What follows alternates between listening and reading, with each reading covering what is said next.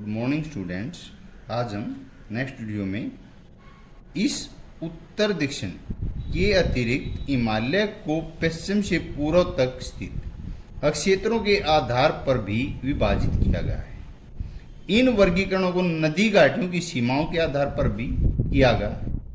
उदाहरण के लिए सतलुज एवं सिंधु के बीच स्थित हिमालय के भाग को पंजाब हिमालय के नाम से जाना जाता है। यानी कि जो सतलुज नदी और सिंधु नदी है उसके बीच के जो भाग को उसको पंजाब नाम दिया गया है। लेकिन पश्चिम से पूर्व तक क्रम से इसे कश्मीर था हिमाचल हिमालय के नाम से भी जाना जाता है। सतलुज था काली नदियों के बीच स्थित हिमालय के भाग को कुमायूं हिमालय के नाम से जाना जाता है। काली तथा तीस्ता नदियां नेपाल हिमालय का एवं तीस्ता तथा दिहांग नदियां असम हिमालय का सीमांकन करती हैं। हिमालय के कुछ क्षेत्रीय नाम पता कीजिए। ब्रह्मपुत्र हिमालय की सबसे पूर्वी सीमा बनाती है। दिहांग महाखंड गानी गार्ज एक बड़ा गढ़ के हिमालय दक्षिण की ओर एक तीखा मोड़ बनाते हुए भारत की पूर्वी सीमा के साथ फैला हुआ है। इन्हें पूर्वांचल या पूर्वी पहाड़ियों तथा पर्वत श्रृंखला नाम से जाना जाता है। ये पहाड़ियां उत्तर पूर्वी राज्यों से होकर गुजरात गुजरती हैं तथा मजबूत बलुआ पत्थरों तथा अवसादी शैल यानी चट्टानों से बनी हुई है। ये घने जंगलों से ढकी हुई है। अधिकतर समांतर श्रृंखलाओं एवं घाटियों के रूप में फैली हुई है। पूर्वांचल में पटकोई है, नागा है, मिजो, लुसाई, मणिपुर पहाड़ियां स्थित हैं। ये मिजो पहाड़ियां मिजोरम के अंदर हैं और नागा पहाड़ियां नागालैंड के पटकोई हैं जो ये मणिपुर के और साथ में हैं। उत्तरी मैदान तो उत्तरी मैदान तीन प्रमुख प्रणालियों सिंधु, गंगा एवं ब्रह्मपुत्र तथा इनकी सहायक नदियों से बना है। ये मैदान जलोढ़ मृदा से बना हुआ है यानी नदियों द्वारा लाई गई मिट्टी से बना है। लाखों वर्षों में हिमालय के गिरिपाद यानी चरणों में स्थित बहुत बड़े बेसिन यानी गर्तों में द्रोणियों अनेक घंटों में बट जाती है। निक्षेपों से उपजाऊ मैदान का निर्माण हुआ। इसका विस्तार 7 लाख वर्ग किलोमीटर क्षेत्र तक है। यह मैदान लगभग 2400 किलोमीटर लंबा एवं 240 से 320 किलोमीटर चौड़ा है। ये मिजो पहाड़ियां हैं। यह हिमालय पर्वत से ढका हुआ क्षेत्र। यह उत्तरी मैदान है, समतल एरिया। ब्रह्मपुत्र नदी में स्थित मौजोली विश्व का सबसे बड़ा नदीय द्वीप है जहां लोगों का निवास स्थान है। यह सघन जनसंख्या वाला भौगोलिक क्षेत्र है। समृद्ध मृदा आवरण, पर्याय पानी की उपलब्धता एवं अनुकूल जलवायु के कारण कृषि की दृष्टि से यह भारत का अत्यधिक उत्पादक क्षेत्र माना गया है। उत्तरी पर्वतों से आने वाली नदियां निक्षेपण कार्य में लगी हैं। नदी के निचले भागों में ढाल कृषि कम होने के कारण नदी की गति कम हो जाती है, जिसके परिणामस्वरूप नदीय द्वीपों का निर्माण होता है। ये नदियां अपने निचले भाग में गाद एकत्रित हो जाने के कारण बहुत सी धाराओं में बढ़ जाती हैं। इन नदियों द्वारा जो मिट्टी लाई जाती है और नीचे जम जाती है उसे गाद कहते हैं। अरे फिर गाद जमने के बाद पानी अनेक धाराओं में बढ़ जाता है। इन धाराओं को वितरिका कहा जाती है। दोआब है, दो नदियों के बीच के क्षेत्र को दोआब कहते हैं। दो नदियों के बीच के भाग को दोआब दो शब्दों में मिलकर बना। दो मतलब आप पानी। इसी प्रकार पंजाब भी दो शब्दों से मिलकर बना। पंच का अर्थ है पांच, आप का अर्थ है पानी यानी पंजाब, 5 नदियों का पानी।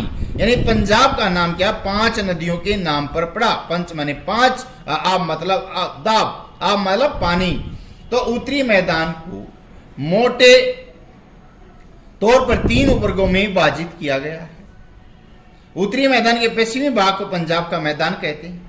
सिंधु तथा इसकी सहायक नदियों के द्वारा बनाए गए इस मैदान का बहुत बड़ा भाग पाकिस्तान में स्थित है। सिंधु तथा इसकी सहायक नदियां झेलम, चेनाब, रावी, व्यास, सतलुज, ये 5 नदियां हिमालय से निकलती हैं। मैदान के इस भाग में दोआब की संख्या बहुत अधिक है यानी 2 नदियों के बीच का क्षेत्र। गंगा के मैदान का विस्तार घग्गर नदी, तीस्ता नदियों के बीच है। यह उत्तरी भारत के राज्यों हरियाणा में, दिल्ली, उत्तर प्रदेश, बिहार, झारखंड के कुछ भागों, पश्चिम बंगाल में फैला हुआ है।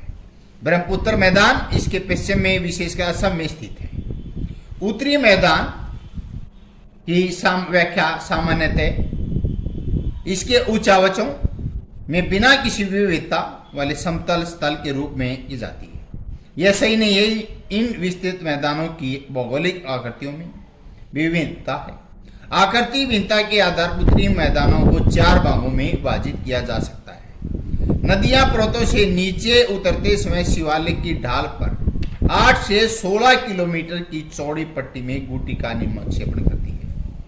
इसे बाबर के नाम से जाना जाता है, बाबर प्रदेश। सभी सरिता यानी सरिता मतलब नदी वाई इस बाबर पट्टी में विलुप्त हो जाती हैं। इस पट्टी के दक्षिण में ये सरिताएं नदियां पुनः निकल आती हैं एवं नम तथा दलदली क्षेत्र निर्माण करती हैं, जिसे तराई क्षेत्र कहा जाता है। यह वन्य प्राणी से भरा जंगली जंगलों से एक क्षेत्र है। बंटवारे बाद पाकिस्तान से आए शरणार्थी को कृषि योग्य भूमि उपलब्ध कराने के लिए जंगल को काटा जा चुका है। यानी जो दूसरे मुल्कों से वतनों से आए उसे शरणार्थी कहते, और जो कहते हैं संथाल कहते हैं, गुमंतु कहते हैं, उनको रहने के लिए काम भी चाहिए था, घर भी चाहिए था, तो यहाँ जो जंगल थे उनको काटा गया। उसे दुधवा राष्ट्रीय पार्क की स्थिति ज्ञात कीजिए। उत्तरी मैदान का सबसे विशालतम भाग पुराने जलोढ़ का बना, यानी नदियों का पानी बहुत समय पहले जाता था, आज नहीं जा रहा। वो जलोढ़, पुराना जलोढ़ जिसे खादर कहते हैं और बांगर कहते हैं, बांगर का है। ये नदियां बाढ़ वाले मैदान के ऊपर स्थित हैं, वेदिका जैसी आकृति प्रदर्शित करते हैं। इस भाग को बांगर के नाम से जाना जाता है, यानी बहुत समय पहले पानी आता था, आज नहीं जाता, तो उसे बांगर। इस क्षेत्र की मृदा में चूनेदार निक्षेप पाए जाते हैं। इसे स्थानीय भाषा में कंकड़ कहा जाता है। बाढ़ वाले क्षेत्र मैदानों में नए तथा युवा निक्षेप को खादर कहे जाते हैं। आज जहां पानी जा रहा है मैदानों में उसे खादर कहते हैं। इनका लगभग प्रत्येक वर्ष पुनर्निर्माण होता रहता है। क्यों? नई मिट्टी आती रहती है, इसलिए उपजाऊ होते हैं, गहन खेती के लिए आदर्श होते हैं। प्रायद्वीपीय पठार एक मेज की आकृति वाला स्थल है जो पुराने क्रिस्टलीय कणों के आग्नेय रूपांतरित अवसादी आग्नेय कांतरित शैलों से बना हुआ है। यह गोंडवाना लैंड भूमि के टूटने एवं अपवा के कारण बना था। यानी जब तैतीस सागर था, पानी पानी था, भूमि का हिस्सा उभरा, एक तरफ गोंडवाना लैंड, एक तरफ अंगारा लैंड। नीचे जो रहा, जो दक्कन का पठार, प्रायद्वीपीय पठार, वो गोंडवाना लैंड था। ऊपर का एरिया जो है वो अंगारा लैंड है। यह कारण प्राचीन भूभाग का एक हिस्सा है।